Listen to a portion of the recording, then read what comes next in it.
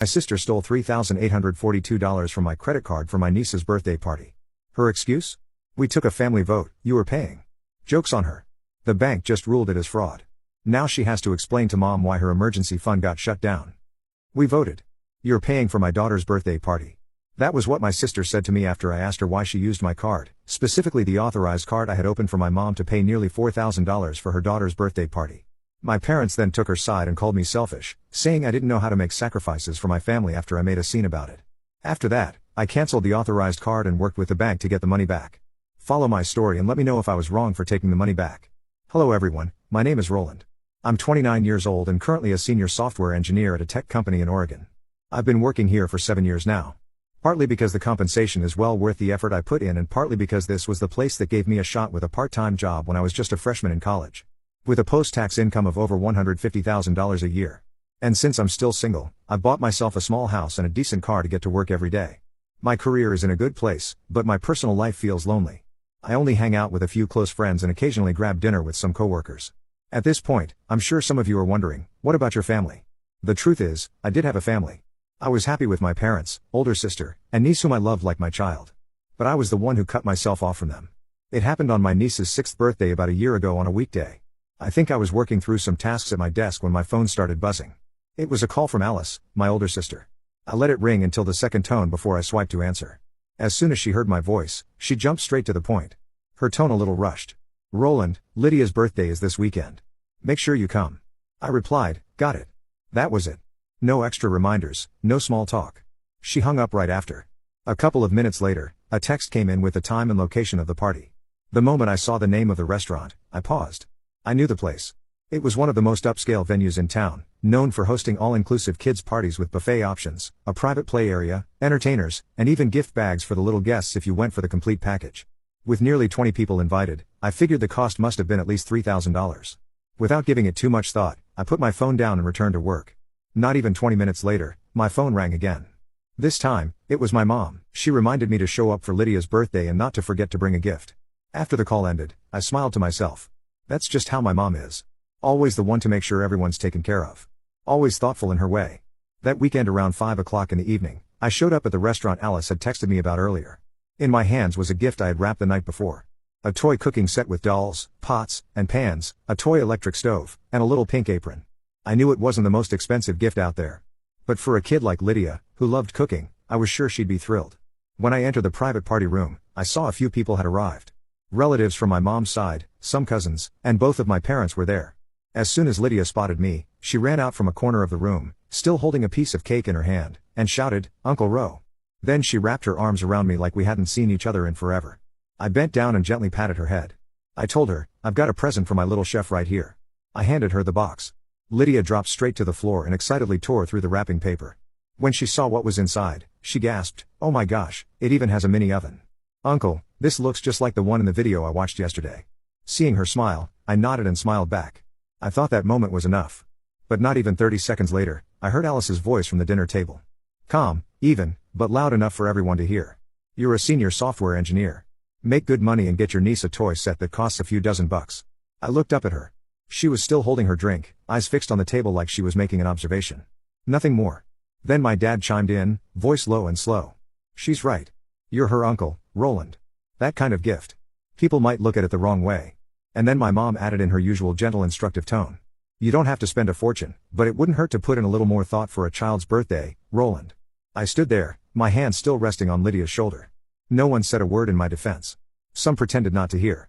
Some just stared down at their plates. I nodded and with a steady voice said, "All right, I'll be more thoughtful next time." At that moment, I thought about walking out, but it was Lydia's special day, and I didn't want to ruin it. So, I stayed quiet and nodded. Still, inside, it felt like I had just been pushed out of the celebration I'd made an effort to be part of. After the greetings, everyone slowly settled into their seats. The party started with a birthday song with the kids singing along to a video playing on the big screen. Lydia wore a paper crown, blew out the candles on a two-tiered purple cake, and beamed as everyone clapped and cheered. I sat at the far end of the long banquet table between two cousins from my mom's side who I barely kept in touch with anymore. They chatted away about family stuff, their kids' schools, and how mortgage rates were climbing. A while later, Alice stood up and clapped her hands to get everyone's attention. She looked around and spoke loudly. "Thank you all for coming to celebrate Lydia's birthday. It only comes once a year, so this time I wanted to make it a bit more special. Give her a memory to hold on to. Everyone clapped. A few even whistled in support. Then she glanced over at me and, still smiling brightly, added, "And a special thanks to Uncle Roland, who's always there for her even with his packed schedule." I smiled slightly and gave a slight nod in return. I knew that line was just for show. The look in her eyes didn't match the words of gratitude. Then dinner was served. Honey roasted chicken, salad, kid-friendly pizza, spaghetti, soda, and snacks. The party itself felt cozy.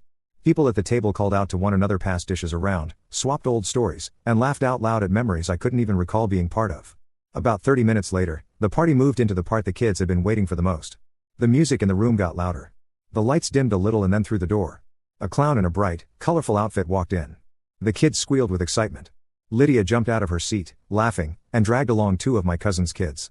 One looked about 5, the other maybe 3. I couldn't remember their names, only that they showed up at every party like it was a given. The clown started making balloon animals, twisting them into swords and poodles, then did a magic trick where he pulled scarves from thin air. The kids erupted in cheers and applause every time he did something new. I sat quietly at the back, watching it all like an audience member at a show I never bought a ticket for. After the performance, a staff member wheeled in a small table full of party favors. Each child got a personalized gift bag filled with candy, stickers, small plastic toys, and a coupon for their next visit. Right then, I looked around the room and took everything in. Nothing was missing. Balloons covered the ceiling. A banner with Lydia's name hung front and center. A photo corner decorated with a Master Chef Junior theme. And even a dedicated photographer going around capturing every moment. At that point, I knew this party wasn't cheap. The private room rental, the themed decorations, the 2-tier cake, the clown, and the custom gift bags would easily add up to over $3,000, maybe closer to $4,000 with the photographer and the private play area included. My family wasn't poor, but nobody was exactly swimming in money either. Not to the point of throwing a party like this without careful planning. So, I started guessing. Maybe Alice came into a large sum recently. Maybe Mom pitched in. Or maybe my brother-in-law had been doing well in business lately. At that moment, I had no clue who was footing the bill for the party. Not until 30 minutes later. About 30 minutes later, once the kids started getting tired and the adults had moved on to casual conversations, I saw Alice get up from the table. She picked up her small purse and walked briskly toward the front counter. I was a little surprised. A thought crossed my mind. Maybe I was right. Perhaps she just got a big bonus, or Mom gave her some extra money. Either way, I'd honestly feel relieved if she covered the cost of today's party. And truthfully, I'd be happy for her. But not even a minute later, my phone buzzed. I looked down. The screen showed a notification from the bank. "You've just made a payment of $3,842.20 at Bounce and Buys Playhouse." I froze for a few seconds. Then I opened my banking app and checked every detail. The card used wasn't my primary one, but a secondary one. Specifically, I gave Mom the one almost 3 years ago so she could use it for household bills like electricity, water, and gas. I remembered clearly what I told her the last time we talked about it. "Mom, this card's just for household stuff, okay? Let me know if you don't need it anymore, and I'll cancel it." Since then, I haven't seen any strange activity, only regular bill payments. But now, that card had just been swiped to pay for the entire birthday party, and I had no idea. I looked up toward the front desk. Alice was still there, signing something on a receipt. Next to her was a restaurant staff member smiling and nodding. Right then, a rush of questions hit me all at once, bubbling up like air and water. Should I walk over? Should I ask what the hell just happened? Should I interrupt everything, demand they cancel the charge, and make them explain? Or should I stay quiet and wait for someone to bring it up? Or maybe no one planned to say anything at all. Maybe to them this was already a done deal. I glanced over at Lydia, still sitting on the floor, happily playing with the toy cooking set I brought. She had no idea. She smiled and held up a plastic pot, turning to the boy beside her and saying, "It's ready. Eat up." And I just stood there, phone in hand, that bank notification still glowing on the screen, feeling like my family had just blindsided me for the first time. Right after that, I stepped out from the corner of the room and walked straight over to Bryce, Alice's husband. He was chatting with two of our cousins from Dad's side, still holding a half-finished beer.